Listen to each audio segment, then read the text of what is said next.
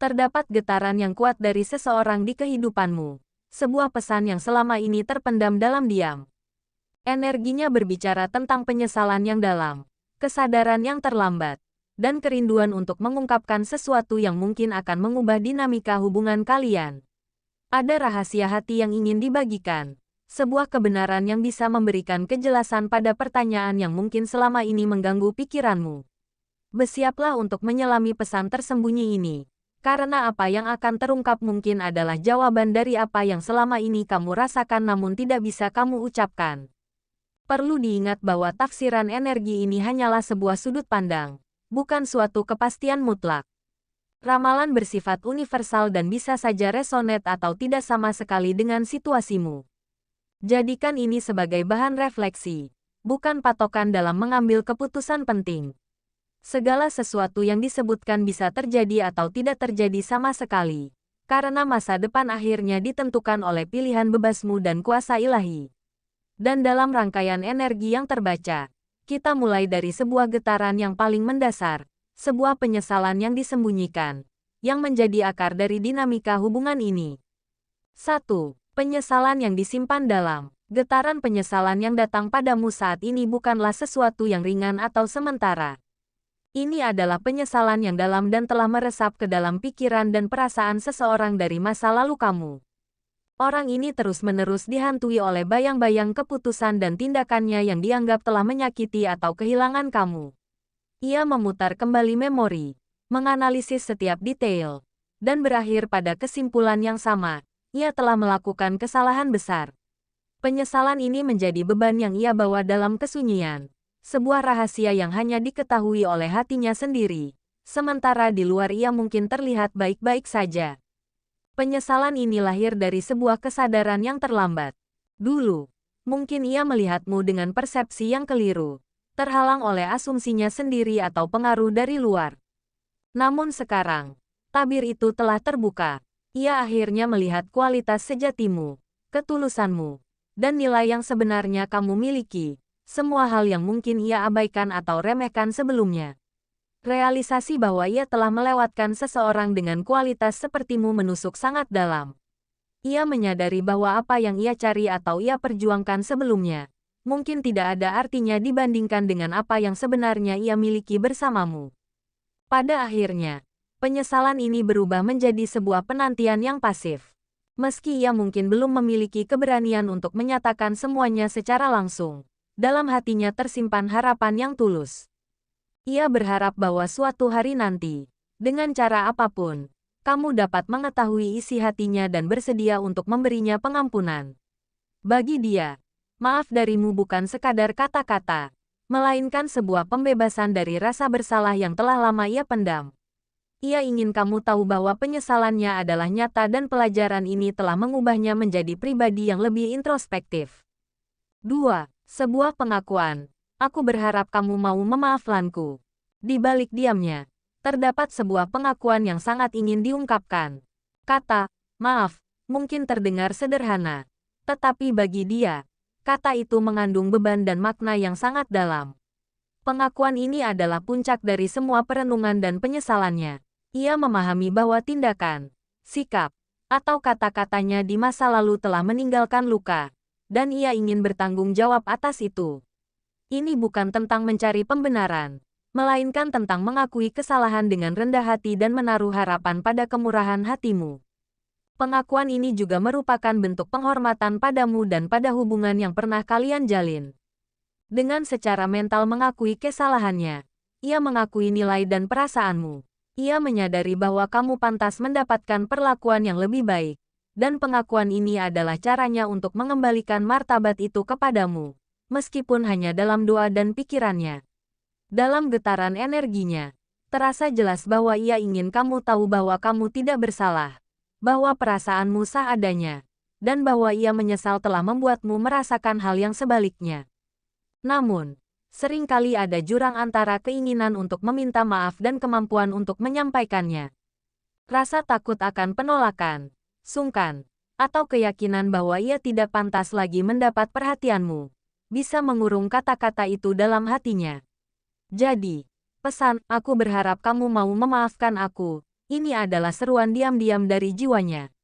Ini adalah ekspresi dari kerinduannya untuk mendapatkan kedamaian dan penutupan, sekaligus doa agar hatimu yang mungkin masih terluka dapat menemukan ketenangan dan kemampuan untuk melepaskan beban itu, dengan atau tanpa kehadirannya. 3. Penyibukan diri sebagai pelarian. Dalam dinamika hubungan ini, muncul pola yang jelas di mana salah satu pihak memilih untuk menyelam jauh ke dalam lautan kesibukan. Pekerjaan, target karir, dan pencapaian materi menjadi fokus utama yang seolah-olah menuntut seluruh perhatian dan energi.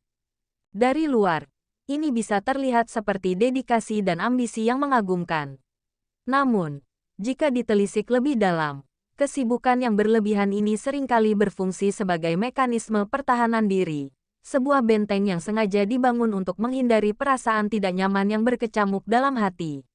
Ini adalah pelarian yang terlihat produktif, sebuah upaya untuk membungkus luka atau kebingungan dengan kemasan kesuksesan duniawi. Pelarian ini bukan tanpa alasan. Biasanya, hal itu dipicu oleh rasa sakit, kekecewaan, atau konflik yang tidak terselesaikan. Daripada menghadapi perasaan terluka, rasa ditolak, atau ketakutan akan keintiman, seseorang memilih untuk mengalihkan seluruh energinya ke hal-hal yang bisa ia kendalikan, seperti spreadsheet di kantor atau target finansial.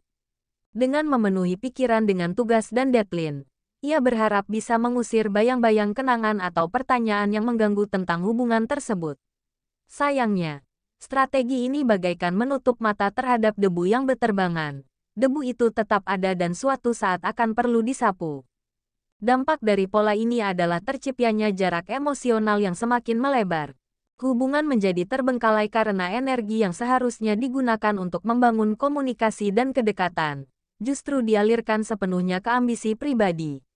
Orang yang ditinggalkan mungkin merasa tidak dihargai atau diabaikan. Sementara si pelari sendiri, di balik tumpukan pencapaiannya, seringkali merasa hampa dan kesepian. Ia menyibukkan diri untuk lupa, tetapi pada akhirnya justru teringat bahwa kesibukan itu sendiri adalah pengingat akan sesuatu, atau seseorang, yang coba ia hindari. 4. Sebuah kesadaran, kekecewaan yang mengubah pola pikir. Kekecewaan yang muncul dalam hubungan ini bukanlah jenis kekecewaan biasa yang mudah terlupakan. Ini adalah jenis kekecewaan yang mendalam, yang meninggalkan bekas pada pola pikir dan pendekatan seseorang terhadap cinta dan hubungan.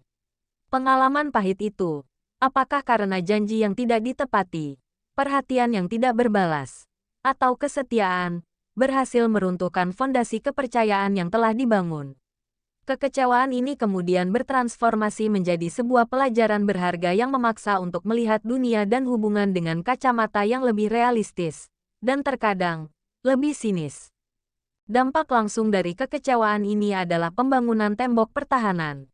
Hati yang pernah terluka menjadi lebih berhati-hati dan selektif. Ada ketakutan bawah sadar bahwa membuka diri akan mengundang rasa sakit yang sama untuk kedua kalinya. Oleh karena itu, muncul kecenderungan untuk menarik diri, baik secara emosional maupun fisik. Pola pikir berubah dari yang sebelumnya mungkin polos dan mudah percaya, menjadi lebih analitis dan penuh pertimbangan. Setiap pendekatan baru akan disaring melalui pengalaman masa lalu, dan izin untuk masuk akan diberikan dengan sangat hemat. Pada akhirnya, kekecewaan ini memicu sebuah perjalanan introspeksi yang mendalam. Seseorang mulai mempertanyakan ekspektasi, nilai-nilai, dan batasan diri dalam sebuah hubungan. Ia belajar untuk tidak lagi menggantungkan kebahagiaannya sepenuhnya pada orang lain, melainkan pada dirinya sendiri. Meskipun proses ini terasa menyakitkan, ia membawa hikmah berupa pertumbuhan pribadi yang signifikan. Orang tersebut belajar untuk mendengarkan intuisi, menghargai diri sendiri, dan memahami bahwa resiliensi adalah kunci.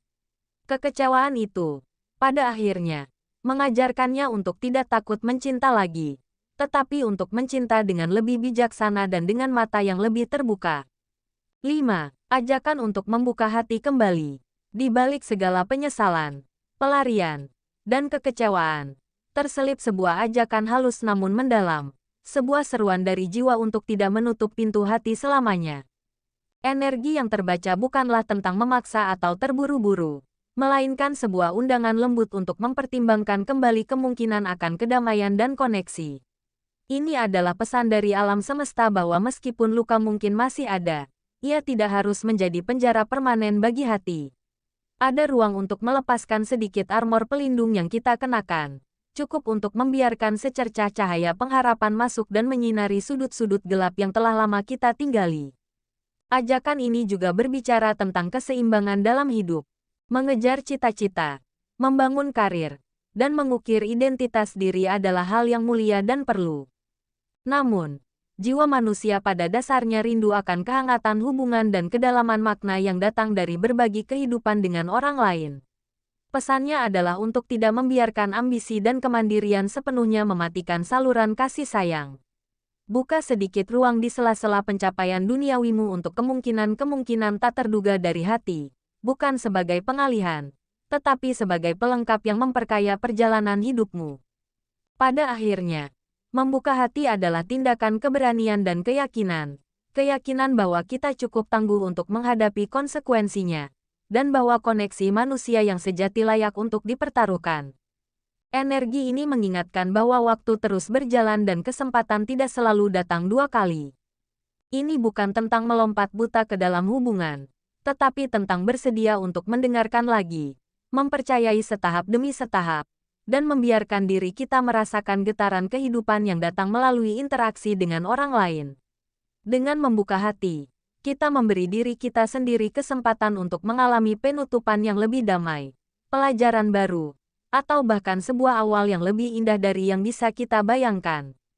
Akhirnya, ingatlah bahwa hidup adalah sebuah perjalanan untuk belajar, bukan tentang memiliki semua jawaban yang benar.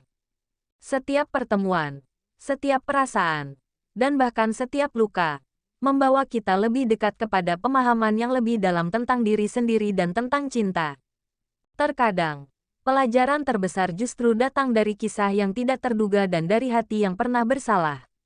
Percayalah bahwa setiap langkahmu, baik dalam membuka hati atau melindunginya, adalah sah dan tepat pada waktunya. Berjalanlah dengan keyakinan bahwa kedamaian sejati akan datang ketika kita berani menghadapi masa lalu dengan ikhlas dan memandang masa depan dengan hati yang lapang. Jika getaran dalam pembacaan ini menyentuh hatimu, bagikanlah ceritamu dalam kolom komentar di bawah. Kita semua tumbuh melalui berbagi.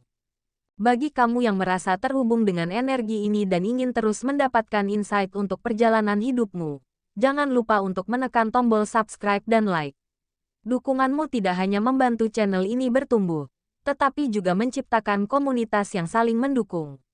Sampai jumpa dalam penjelajahan energi berikutnya, di mana kita akan terus belajar bersama untuk memahami bahasa universal dari hati.